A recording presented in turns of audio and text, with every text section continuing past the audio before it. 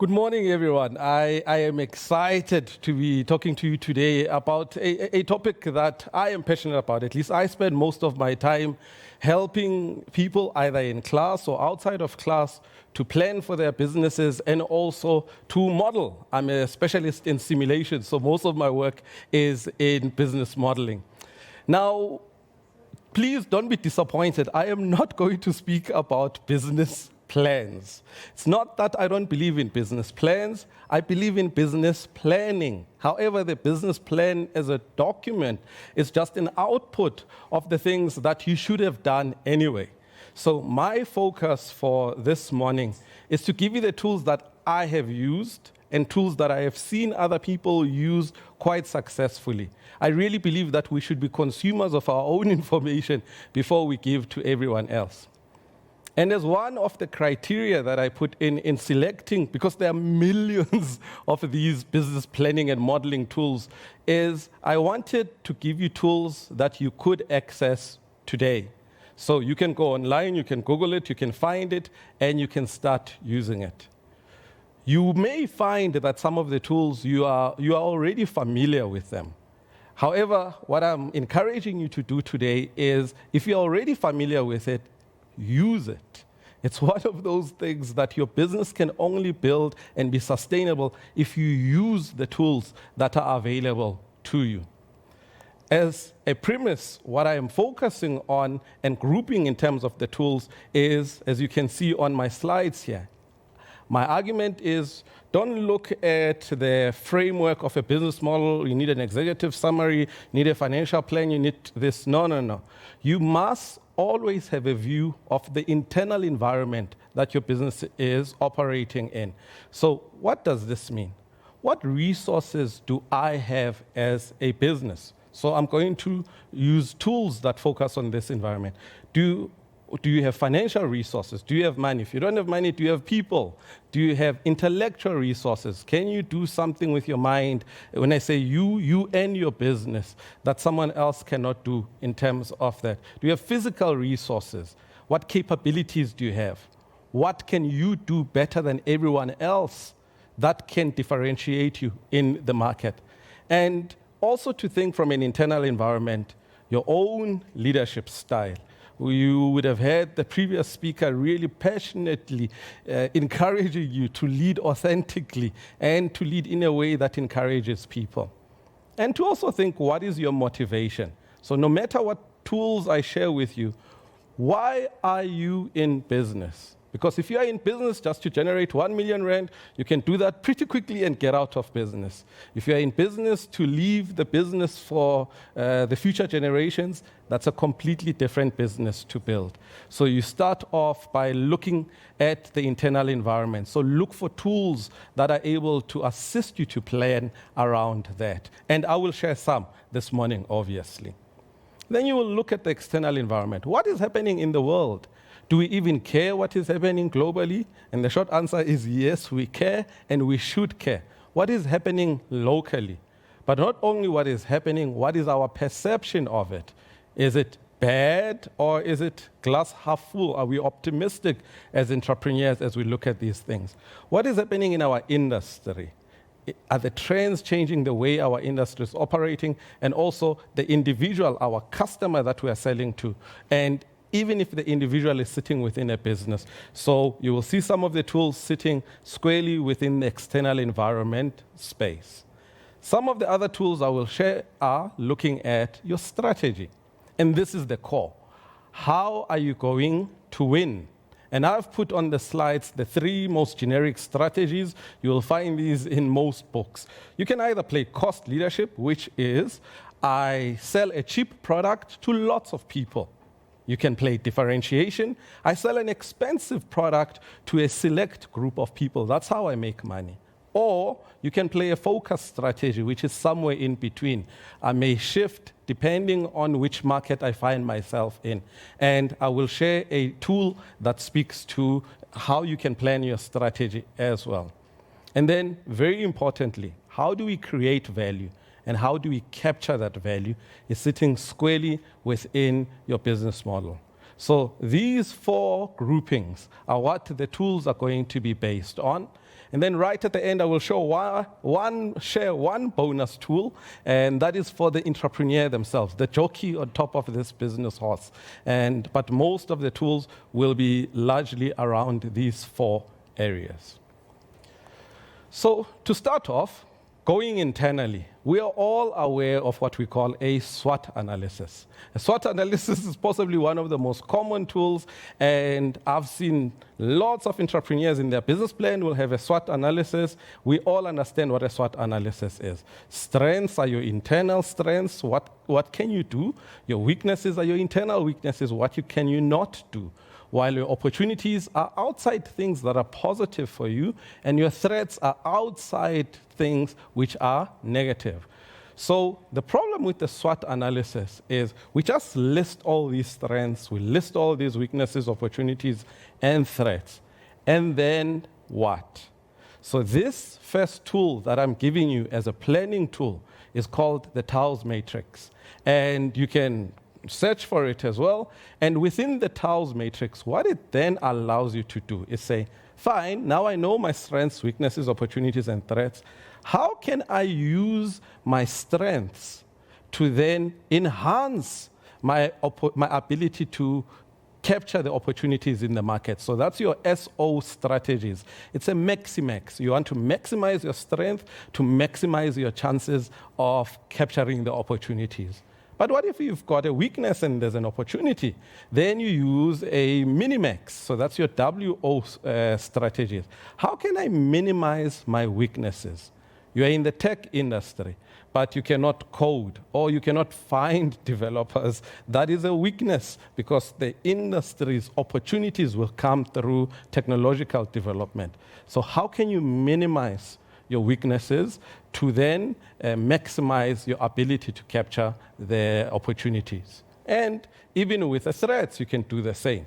If I've got a strength and yet there's a threat coming from outside, I must not wait until the threat is inside.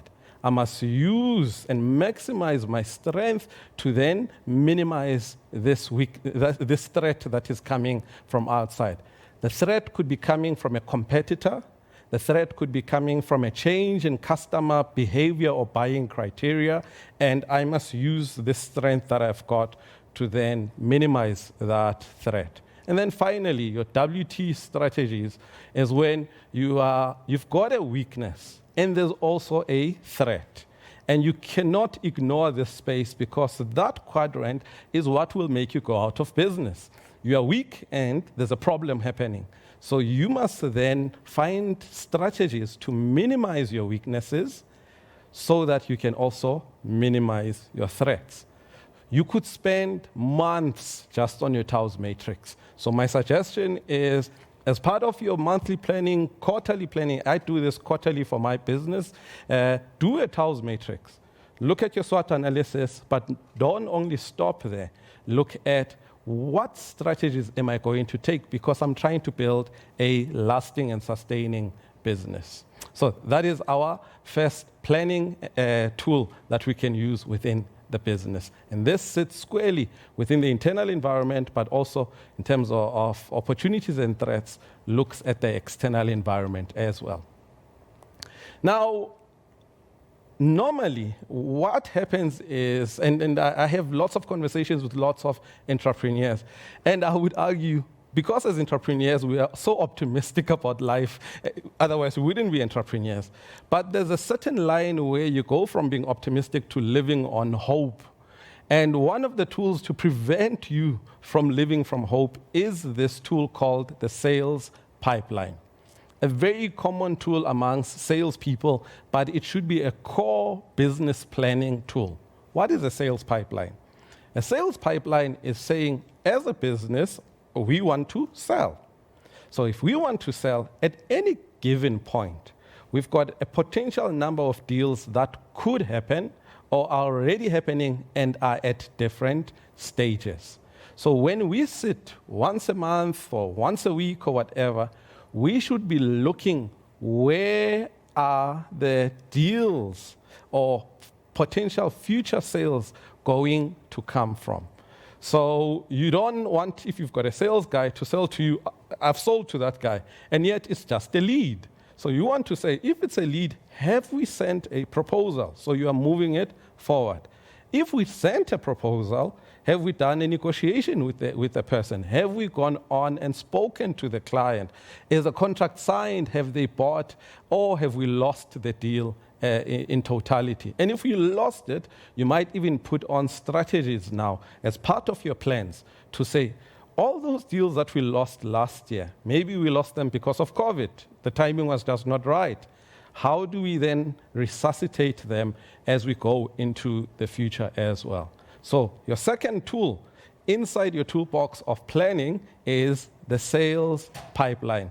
I cannot overemphasize more why you must use the sales pipeline. Sales pipeline, obviously, if you think about your financial plans, will feed into your management accounts, will feed into your budgeting for the future. How do you know whether you'll have money in 6 months?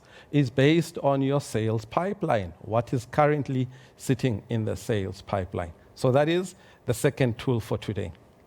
The third tool is a financial one. And I questioned myself whether I should show the formula or shouldn't show the formula. But it is what it is. I argue this one tool, which is a formula actually, can save you heartache. It's one of those tools that you can sit today and calculate a break-even point for yourself and for your business and decide on the spot whether the business is viable or not.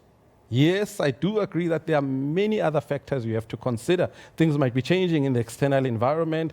You might have bigger things happening within the internal environment in terms of your resources and capabilities. But financially, a break-even analysis, which tells you the point where your revenue or your income equals your costs. So we need to know our break-even, because if you sell one more unit above your break-even, you are a profitable business. If you sell one less unit, you are a business that is making a loss. So it is important, before you even start, calculate a break-even. And your break-even says, I'll take all the fixed costs, the costs that don't change as volume changes. My salary is a fixed cost. Maybe rent for the building is a fixed cost. Insurance is a fixed cost. And I will divide those fixed costs by my contribution per unit. And the contribution per unit is just the price per unit minus the variable cost per unit. So those costs that change. So if I'm selling these remotes, how much do I pay for the remote? If I don't buy the remote, I don't pay that amount. So that is a variable cost. This will give you the number of units that you need to sell just to be alive. It doesn't say you are succeeding, it says just to be alive. This is important because if you calculate the number and it says you need 10 million units, and in your market, there's no market for 10 million units, you already know before you even get out of the door, it's going to be an uphill and the number might not work out. There are a number of strategies, obviously, once you get that number, to try and bring it down. So you could lower your fixed costs, pay yourself a lower salary, or change the structure of the salary. Maybe don't pay it as a fixed cost, have it linked to some performance or something. You could increase your average price. Why would anyone want to pay you more? And I'll speak about that a little bit later when I show you another tool around building more value proposition. But my suggestion as an accountant to entrepreneurs is always increase price. It sounds wrong, but if you don't increase price and yet you have no ability to contain the cost, it means you're always sitting in a situation where you are not going to break even. And then the third action you can take is find ways to lower these variable costs. It could be negotiating with your supplier, entering into different terms with them, or whatever you can do, even if it's doing the job better to lower the cost of producing your goods or services. So that is your break-even point. It can get complex, I imagine, if you're selling tons of products and things like that, but the basic concept is one that you should know. How many units do I need to sell just to stay alive, whether I'm not making a profit, but I'm definitely not making a loss. So that is the tool called break-even analysis. Simple formula. Now, you know what is happening in the internal environment. You know what is your break-even. The next question is, how are you going to go out and compete out there? And what I'm showing you on this is a common tool called the strategy canvas. And this comes from a very popular book called Blue Ocean Strategy. And the follow-up to that one was the Blue Ocean Shift. So you can read up quite a lot about these. And I've put links on the slide. Your strategy canvas says you will take all the factors that are important to your customer segment and put them on the horizontal axis. It's price, maybe payment terms are important, maybe speed of delivery. You take all those criteria. You might even order them from the least important criteria to your most important ones. And then on the side, you then evaluate yourself relative to your competitors. Are you performing? Are you offering a level higher than the competition or below? There are instances where you might want to be outperformed by the competition on things that are not important to the customer. But on things that are important to the customer, you want your strategy canvas to be above the competitor. So your offering level must be higher. So if you look on this slide that I've presented there, it shows that on the right, it creates new performance competing factors that the competition doesn't even have. Compete on something that the competition can't even do and do it even better. That's one of the ways to then evaluate your strategy.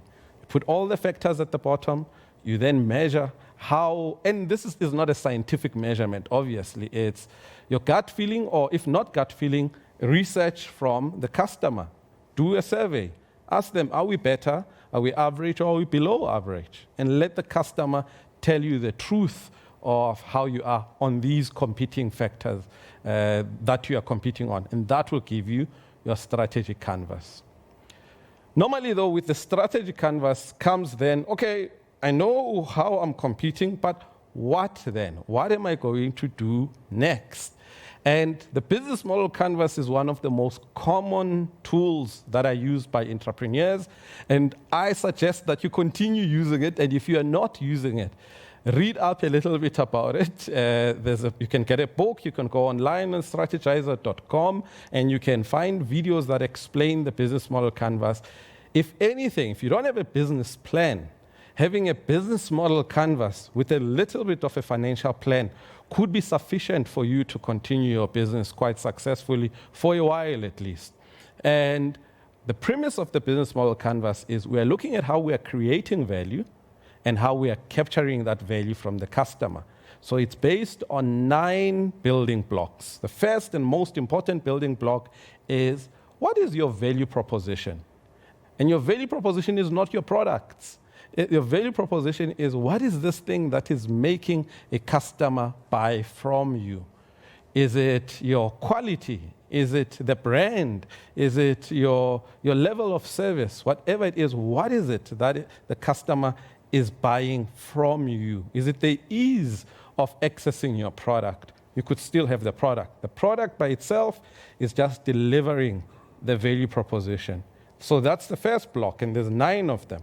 The next block I suggest you look at is the customer segments. Who are you going to sell to? Just by changing the customer segment changes everything in your business. For example, when I started my business, I targeted us entrepreneurs. I said, I want to sell to entrepreneurs. I want to give them this value. And I was shocked, and I shouldn't have been shocked, but within the first month, I had lost so much money.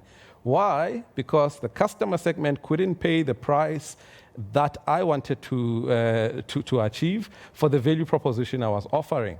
And so I did not change my whole business. I merely changed who the customer segment was. Instead of targeting entrepreneurs as individuals, I then started to target entrepreneurs through other programs, whether business schools or universities or company ESD programs. It was the same user, but the customer, the buyer, had now changed, and therefore it eliminated that whole price value discussion as well. Then you have your channels. How is the customer going to know about you? How are you going to deliver value to the customer? And customer relationships, how can they communicate with you? Is it self-service? Do they send an email? Do they have to call you all the time? How do you maintain a relationship with the customer? That whole right-hand side of the business model canvas generates your revenue streams. So what the customer is paying you. Are they paying you for usage? Are they buying a once-off product? Is it a subscription? So those are your revenue streams. Then on the left-hand side of the canvas is then looking at how do we create this value. We've got certain key activities that we must do: production, quality management, procurement, marketing, whatever. Those activities are required to be able to create the value. And we also need some key resources. You need financing, you need money, you need human resources, intellectual resources, physical resources. All those resources will assist you to create the value proposition that you want.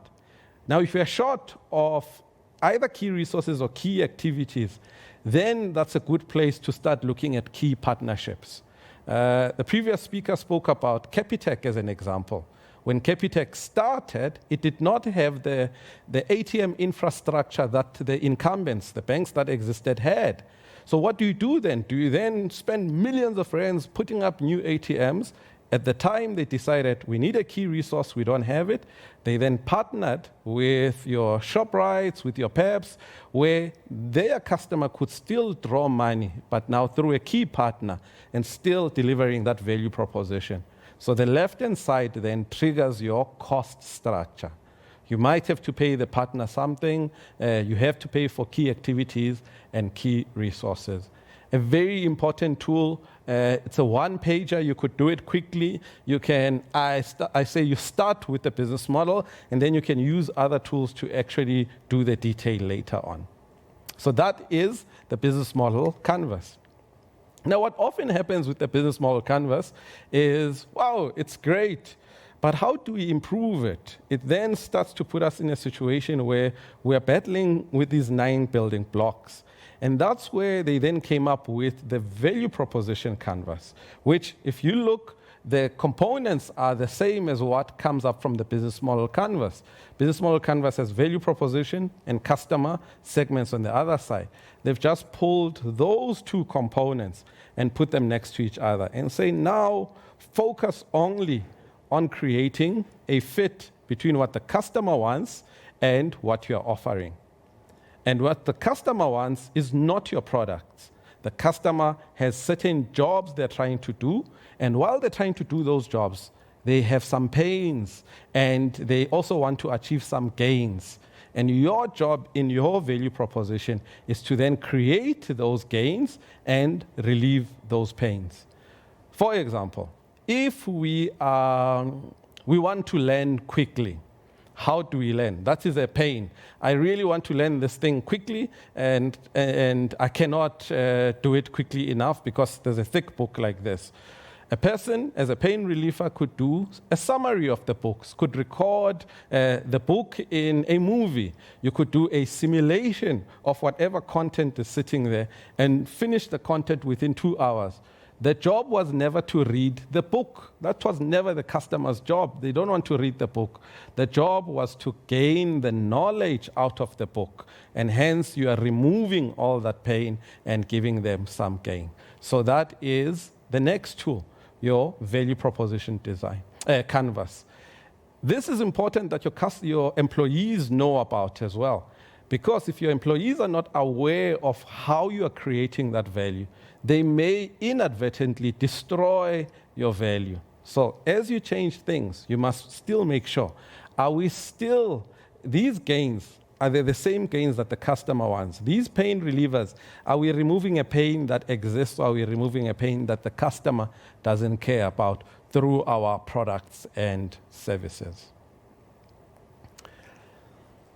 Additionally to then working on this value proposition canvas, I pulled another tool which I found very useful, because the value proposition canvas is almost blank. It's saying, look at the pains, look at the gains, and so on, and it's a creative process. The BioUtility Map has helped me, and it comes from the Blue Ocean Strategy tools. It has helped me because what it does is, on top, it defines the 6 stages of the buyer experience. So a person will purchase a product, you will deliver the product, they will use it, and there might be some supplementary products that you might have. You might have to maintain the product or service afterwards, should they receive it, and disposal, if they then finish with it. Now, and on the vertical axis, it then measures the utility levers, which is the satisfaction levers. Customer might want productivity. They might want simplicity of something, convenience or elimination of risk. One of the biggest things that we battle with as smaller businesses is big businesses say we are risky. So if we know that risk is a factor that they're looking at, how during their 6 stages of buyer life cycle can we eliminate that risk? Sometimes it's fun and image. Industries are based on fun and image. Businesses differentiate themselves by just having a bigger image, and therefore people can rely on them a whole lot more. And also environmental friendliness is another utility lever. So now, when you're looking at this and you are looking at your customer, you then decide, where am I going to add value? And you can also use this utility map to say, where is my competitor adding value? So if my competitor, during the purchase phase, just makes it easy for the customer to buy. Customer goes online, 3 clicks, they have bought. But can they deliver as fast? Or maybe I don't have a great website, but I can definitely deliver quicker within this geography. So I then choose where I want to be in terms of building up now this better value proposition for my customers. So I love this tool. I use it all the time because I'm not so creative with this business model, with this value proposition design. It normally takes me too long, but this one triggers the thoughts. Then I'm able to put those thoughts into my value proposition canvas. The next 2 tools, actually 3, are tools that you have. And it breaks my heart when I have to tell entrepreneurs about Microsoft Excel. But it's not just Microsoft Excel, it's certain functions within Microsoft Excel. And really, there's one called Goal Seek. And you'll really have to YouTube this because I can't demonstrate it now. But it allows you, within a matter of seconds, to be able to find a value by looking at another value. So it's able to do those calculations for you in such a simple way. For example, people battle to set pricing. How much is the price supposed to be? Using Goal Seek, you can say, if I want to achieve 1,000 Rand, what should the price be? If the costs are this much, what should be the units? And it's able to do so. So this tool and the next tool are similar. They help you to be able to get to a result pretty quickly. You send your problem to me as an accountant, I'll tell you, give me 2 weeks. And yet, behind the scenes, I don't tell you that it took me 2 seconds to actually solve this, using the same tool that's available on your own laptop, which is Goal Seek. The next tool is also within Excel. It's called Solver. It's an add-in, and it is Goal Seek Plus, because Goal Seek has a weakness of having only one variable. This one you can have as many variables as you want. So it can even be used outside of financial problems. You can use it for any type of a problem. So I really suggest that look at these tools. Even if you're uncomfortable, go through YouTube video tutorials and get competent with them, at least to do the basics of solving problems for yourself, especially on financial planning. But should you want to go out of the window and do a massive financial planning tool, I have put this one for you. It's Modano. It's one of the few tools that I've got on here that you do need to pay for, but they've got a strong trial version. It it allows you to do financial models very quickly. Within 5 minutes, you could have a full business financial model lasting no matter how many years. And they've got great tutorials as well. I'm not affiliated to them, but it's a tool that I have used extensively, especially if we need to model a business that I have never worked with before. They come with nicely packaged, nice packages for different types of businesses. So if you can do it for yourself with your tools in Excel, this is one of the tools that you can actually use. Modano, then, it uses as a back-end Excel in that way. And then close to the end, I put this on as just to get you to think. And it's the innovation process, and this was done by Tony Ulrich on his website as Strategy. This is just a process flow. It's more, which step are you in your innovation? Why have I put this in?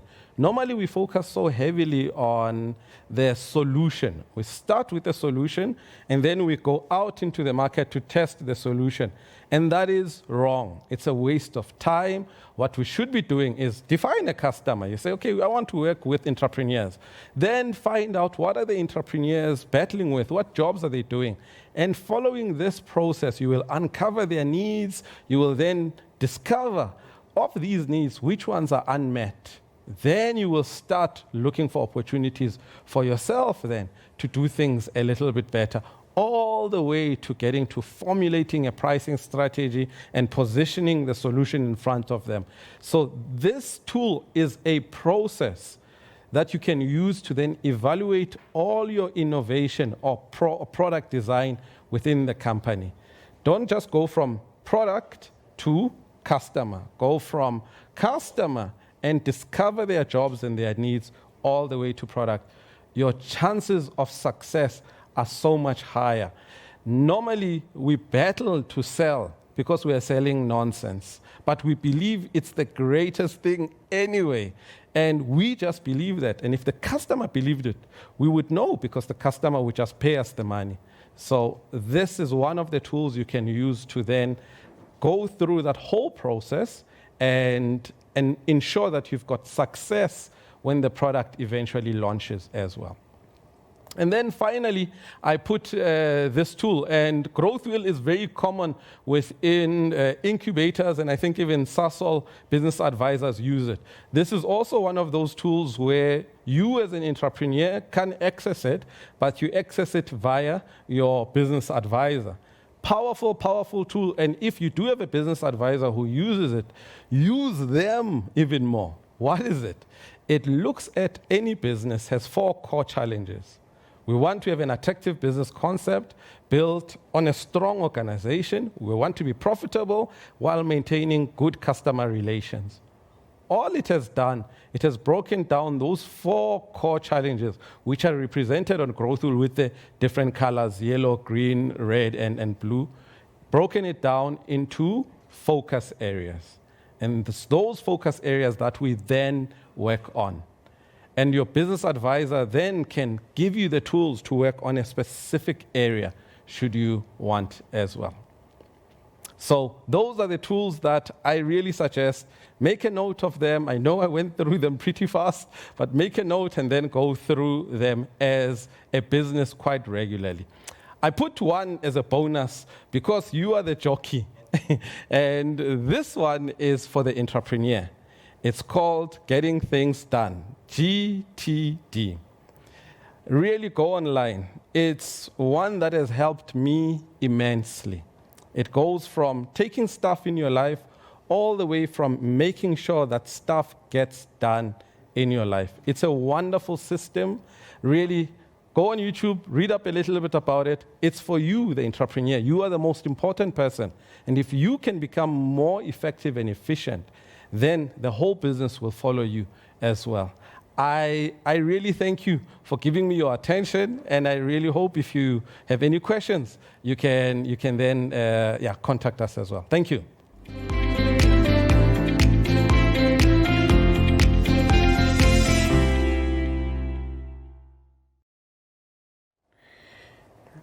Brian, thanks a lot. Very insightful, very good tools. I just want to take this session to kind of bring it home, and maybe we can get a lot more insights from you when we take these tools and we contrast them against the context at which our audience is experiencing every day. So let's start with the very first one. Let's start with the SWOT analysis, and we just want to engage, have a friendly conversation, et cetera, et cetera.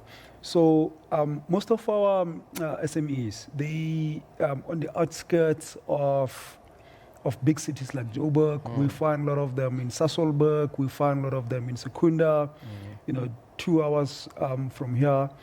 Do you see that as a threat? And if it is a threat, how do we counter that? I mean, I think this also to some degree speaks to this notion of township economy. I'm not sure if that is still in plan, because one of the founding reasons for that is because people within townships are kind of far removed from economic driven locations like Sentin, and that becomes a challenge, and hence the need to take businesses into township. But that is not happening. What is your perspective? Any thoughts you could share on how our SMEs can kind of handle that, if any? Yeah, thank you, Paul. Whether you define something as a weakness or a strength is a matter of perception. Yeah. So one could argue, if I'm in Secunda, I'm far from Joburg, so that is a weakness. Yep. But another person could conclude completely the opposite. The fact that I'm far from Joburg is a good thing for me. Yeah. It means that someone who is in Joburg really has to put in a lot of effort to do something here in Secunda that I am looking at right now. However, should a person conclude for themselves that an issue like distance, and now you've given a great example of distance, but it could be anything. It could be level of education. Yeah. It could be access to certain resources. If a person should conclude that that is indeed a weakness, and they still want to be in that particular business, they still see opportunities. A tool like the one that I shared, the Taos Matrix, says you cannot just say it's a weakness and do nothing about it. You must now have a plan of strategies, of things that you will do step by step to minimize your weakness and to then maximize your ability to have the opportunity. For example, technology cuts distance. Yep. So if we're in Secunda, but we're the first website that comes up if you were to Google this, then it doesn't matter. A guy can be in Joburg. If someone searches, we'll come up first. Yeah. If we're in Secunda and we can't drive up and down, maybe we need a partner who is here, unless if it's a physical, it must be made in Secunda for whatever reason. But partnerships then come into play. And within our ecosystem as entrepreneurs, that's one of the big things we can do, collaborate more, partnerships, because then it eliminates the advantage of having a position everywhere. Yeah, it's a matter of perception. Yeah. It's a matter of perception. And sticking with this theme of SWOT analysis, strength, weaknesses, et cetera, and I'm going to be very unfair on you by asking this question.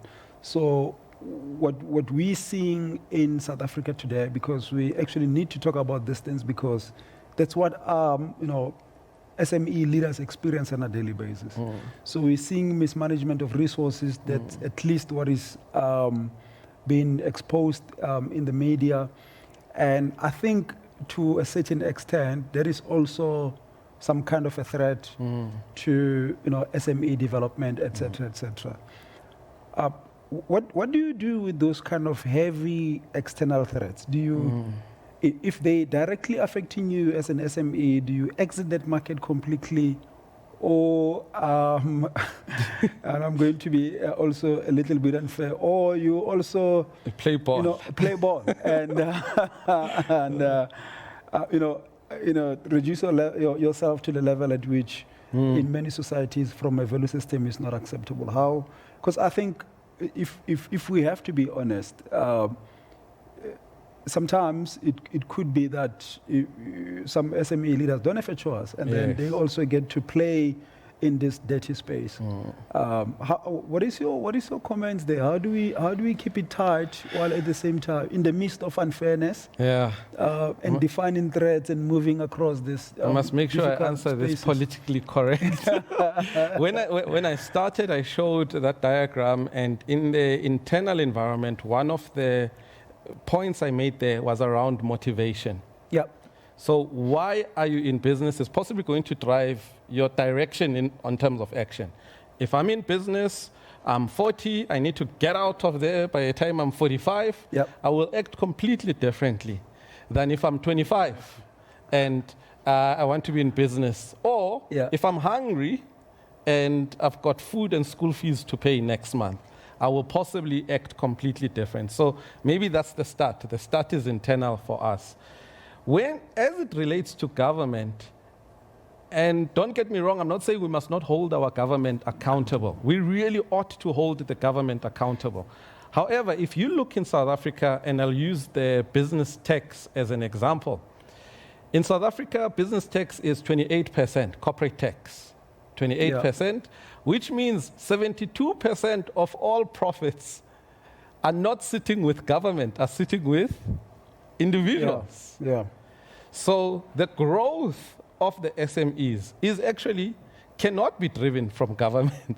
Yes, government does create an environment and so on, but the growth is really sitting in entrepreneurs and small businesses being able to tap into this 72%, which is sitting in corporates, which is sitting with individuals, and so on. So, yeah, my suggestion is also just to shift focus to say, if government is not supporting, I'm concluding that they're not going to support, and I'm shifting my focus.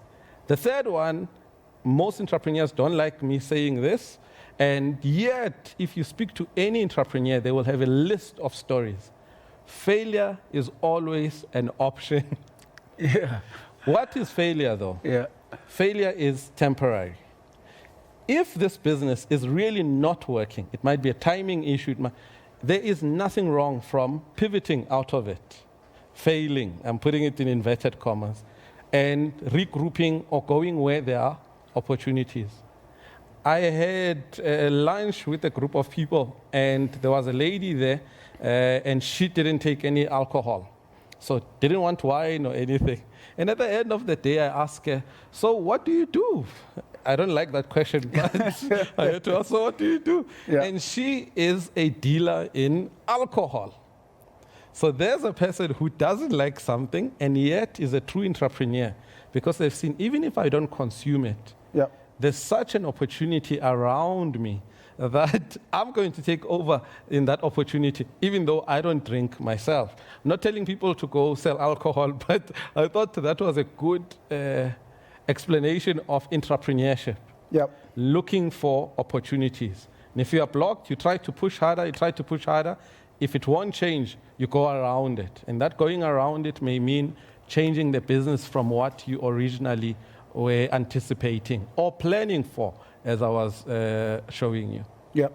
And for fairness, so I've made comments on the public sector.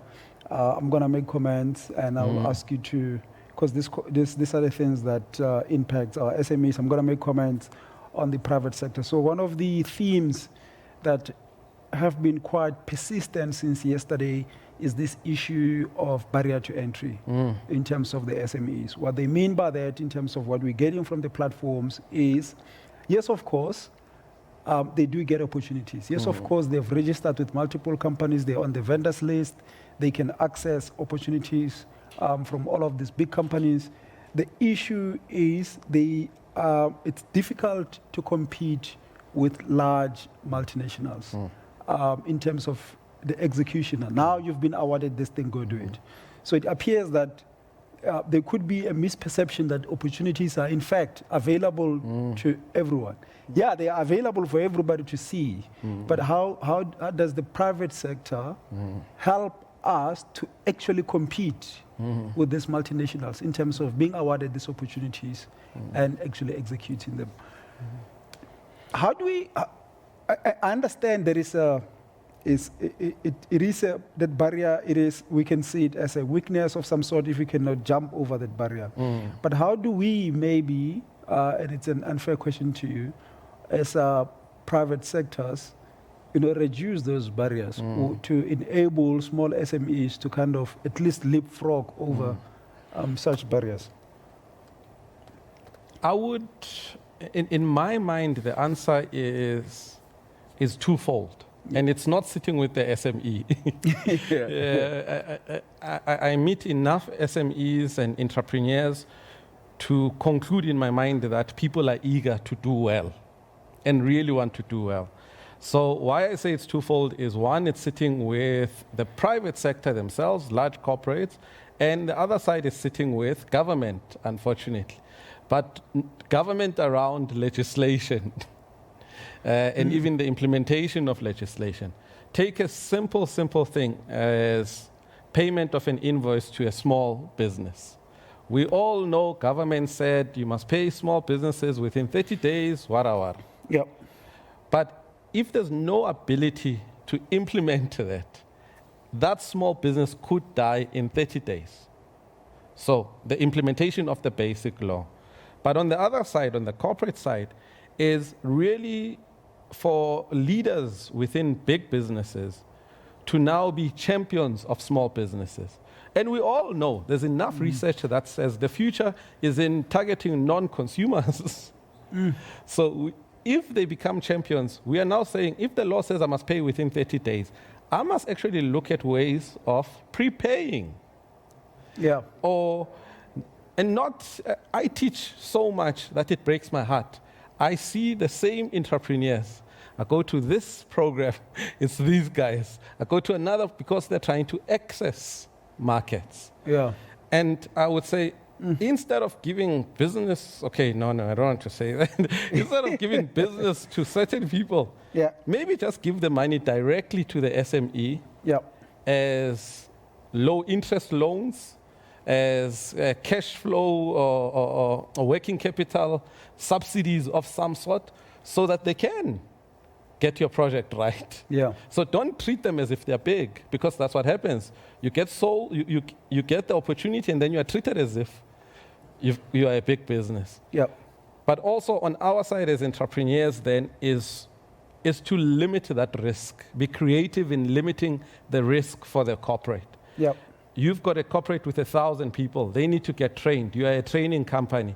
They cannot afford to have those people staying out of the business longer. So you have to execute. So how can you creatively then minimize those barriers? And hence those tools that we are saying is find different spots of improving your value proposition so that you can position yourself well, and you will see the customer will respond as well. Nice. Before I move to issues on financial modeling, I've got a couple of questions there. I want to touch on this issue of partnerships because you've mentioned it as well, and it's been a theme. One of the insights we've learned yesterday is that we perhaps need to consider these big companies as leads and not necessarily as competition, to kind of get to work with them and have some kind of shared value business models. How do we share value together?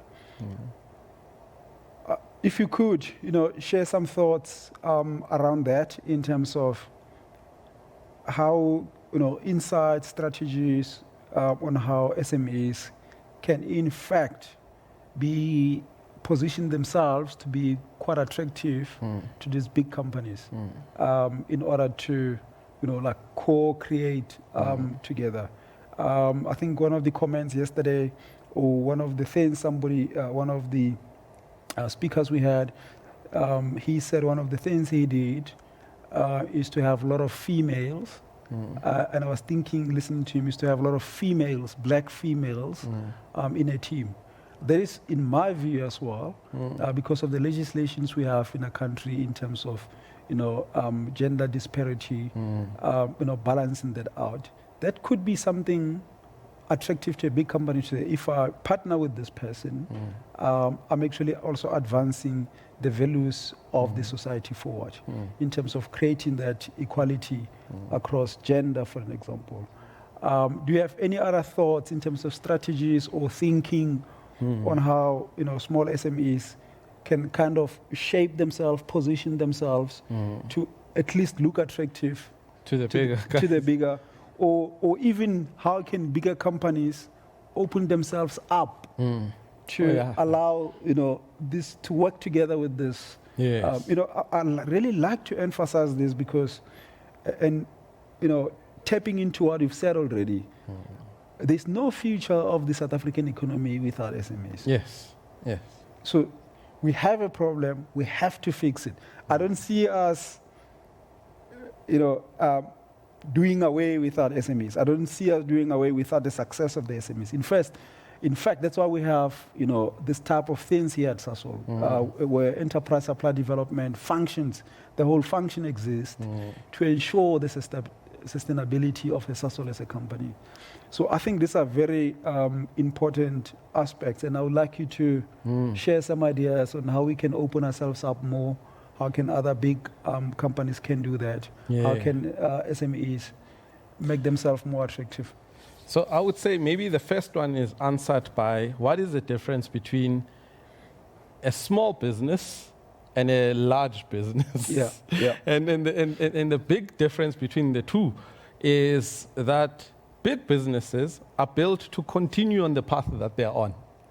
You will have systems, processes. Big businesses are built so that they don't maneuver and change quickly. Imagine driving a massive truck. It's built to go straight like that. While small businesses are built for maneuvering. You know that Maneuvering, word. I'm Zulu, so my English sometimes. And that is where the first strength comes in. So in the book, how can I forget? Sun Tzu, though, the Art of War. He says, flee from what is strong, attack what is weak. So I would say the first thing that the business must realize, what is weak in the big business? And if it's creativity, we bring that creativity. I'm a good example maybe of that. I sell to business schools. Business schools cannot create simulations every single day, but I can. They're not in the business of simulations, but they want to. So then I'm an attractive small business for them to deliver their bigger value proposition. I have no desire to sell degrees. So we make a good partnership in that sense. I'm not threatening to their business. I complement it, and they're not threatening to mine. They complement mine. So maybe I would say, that's my initial thoughts around that. Brian, just to wrap up, the audiences are crying for asking if we have crash courses and maybe that they can attend. And maybe the best way to wrap up this session is to tell us where people can contact you, social media, LinkedIn. Do you have such platforms? Yes. So quickest one is our website, learningsims.co.za. But you can find us on all the social media platforms as Learning Sims. On YouTube, you can find even a summary of some of the topics that I've shared today. And then through that way, you can be able to contact us as well. Sir, thank you. Thank you. I appreciate it. Informative. And I think it's just grateful to have leaders like you who are able to share these tools for free. We understand SMEs are actually struggling, they have financial constraint. So some of these tools can actually help us to help them to go over the hurdles that they're facing on an everyday basis. Thank you. With that, you, I thank you. Thank you. I appreciate it. Great. Thank you.